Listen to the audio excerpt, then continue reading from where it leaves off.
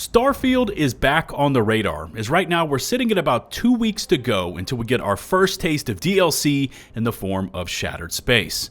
Now, behind the scenes, Bethesda has slowly and quietly been pushing out improvements to the game. Things like 60 FPS on both Xbox Series models, city maps, launching of the Creations Club, although that was and still is a bit rocky.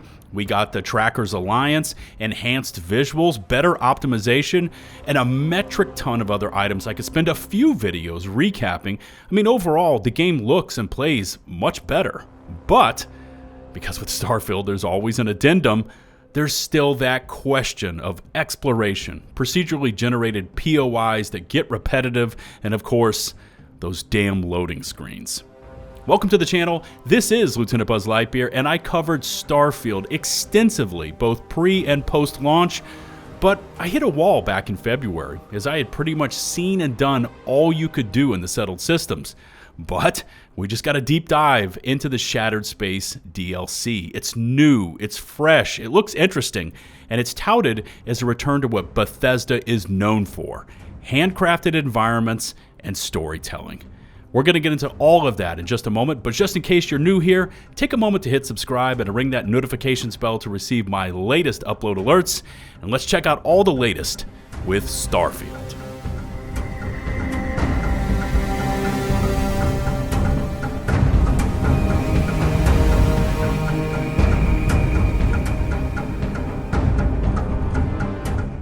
Of all the side content currently in the game, things like the UC SysDef missions, the Freestar Collective, Ryusian Industries, even the awesome Crimson Fleet missions, the one area noticeably absent from the entire game was House Va'ruun. Now, besides the occasional ambush out in open space, we really only get to experience this mysterious cult once or twice, with the larger being the liberation of their consulate in New Atlantis, which looks to have been deliberate, by the way, so Bethesda could save up the Va'ruun for Shattered Space.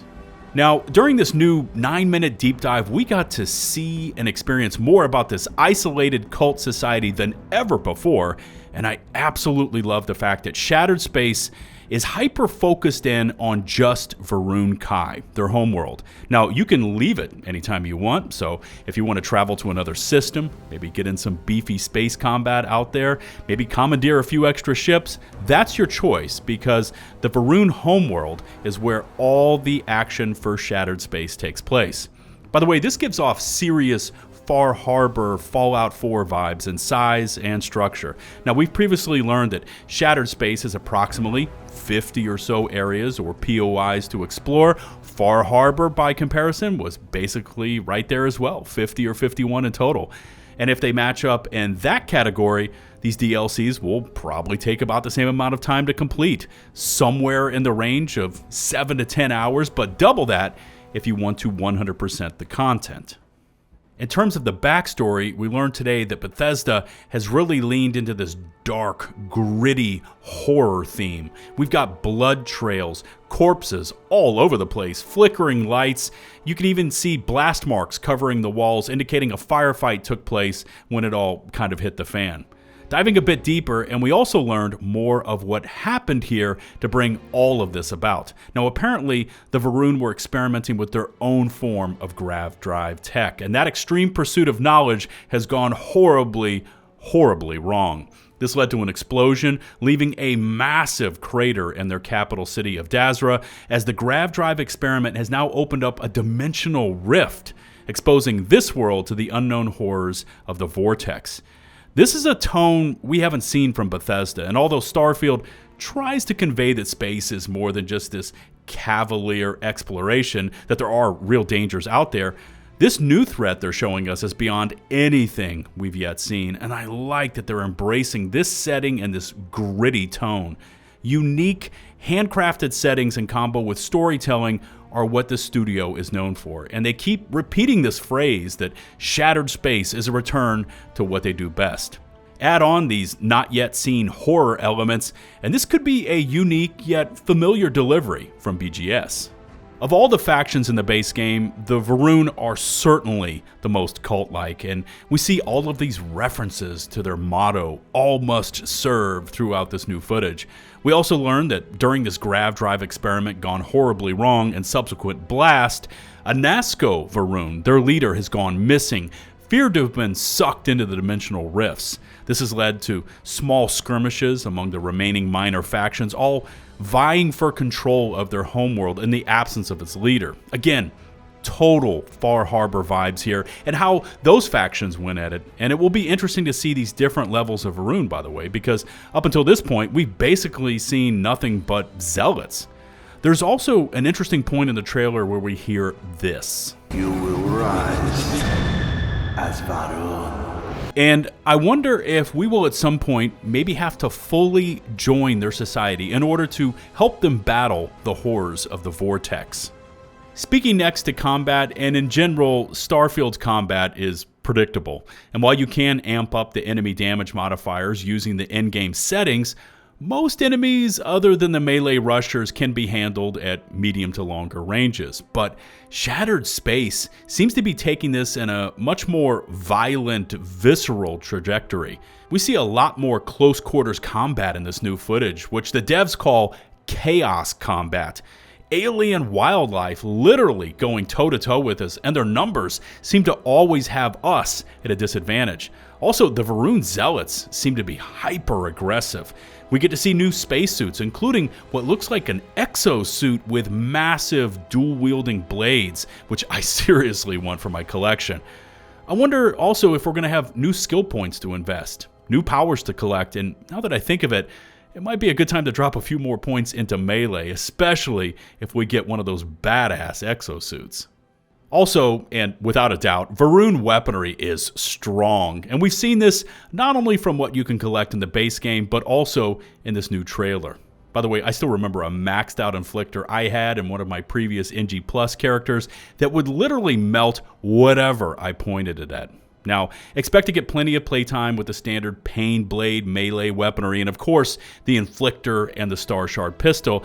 But we also get to see this new minigun variant when our character goes face to face with a giant bug. But in general, I love the basic alien, no-nonsense look to the Va'ruun weapons. And when you are fully spec'd into, say, particle beam skill points, these things are absolutely mental. One point I wanted to touch on is we've yet to see exactly how Andreja factors into this new Shattered Space DLC. You'd assume she's with you every step of the way, as it is her homeworld and people, but besides a crackly comm we hear during the trailer warning us not to dock, we don't get to really see her in this footage. Now, with someone that has played multiple characters on past NG Plus dabblings, Andreja is hands down the best Constellation companion to have by your side. And besides having Betty Hauser, if you know you know, rolling with you with a grenade launcher for the crazy insults and banter, there's nobody I prefer more than Andreja. Her character arc, her search for a return path to humanity and acceptance is just so well done. And here in Shattered Space, her home field, they have to include her in every corner of this mission to restore the Va'ruun homeworld. The final point I wanted to touch on is exploration, which has been the sore spot for many players when it comes to talking Starfield. And so far, we've only had just a brief amount of time with the new Rev 8 rover, but the real question is, how will this new Shattered Space content function? Will it be able to take this divisive facet of the base game in a new direction, while having the entire story centered on Va'ruun Kai do away with, or at least limit those chain loading screens? At this point, that's all unknown territory, but there are 3 areas of exploration that we do see during the trailer, starting off with the aforementioned rover. Now, the Va'ruun homeworld seems to be designed for this vehicle. There's less ground clutter and a bit more open areas with less obstacles to really take advantage of the enhanced mobility of the Rev 8. And seeing it in the footage really harkens me back to ME1 and the Mako in terms of what it can do to kind of free up exploration. The second point I wanted to touch on is actually due to the environment itself and how these gravity anomalies are littered all over the place. And as we pass into these, it creates a platforming sequence of sorts, almost like if the temples were chained together. Comboing the jump pack with these anomalies, we can reach other areas, and it becomes a puzzle as we try to decipher our paths to the next zone. And finally, if Bethesda is delivering a Va'ruun biome that is handcrafted, will we finally get to experience Starfield without loading screens and minimal fast travel? Everyone knows how the game works. As you fast travel, it creates a procedurally generated tile with a selection of POIs, but as you play the game, you start to see those points repeat and repeat again. Will Va'ruun Kai and Shattered Space be able to do a massive 180 from all of that and embrace those custom crafted areas, bringing us a more seamless and immersive experience? Will this be the return to glory for Bethesda as they attempt to go back to their roots? I honestly don't know for sure, but I for one am looking forward to a new experience in the stars, and getting to take a deep dive with the mysterious House Va'ruun sounds like a perfect way to do just that. Let me know where you stand on Shattered Space and Starfield in general. Is this something you're getting excited for? Drop me a comment and let me know. Remember to hit subscribe and to ring that notifications bell to receive my latest upload alerts. All my socials, including links to all my sources, can be found down in the video description. A massive and heartfelt thank you goes out to the nearly 244,000 of you incredible ladies and gents from across the globe who tune in daily to support me and my channel. I appreciate you all. Until the next one, this is LtBuzzLitebeer signing off.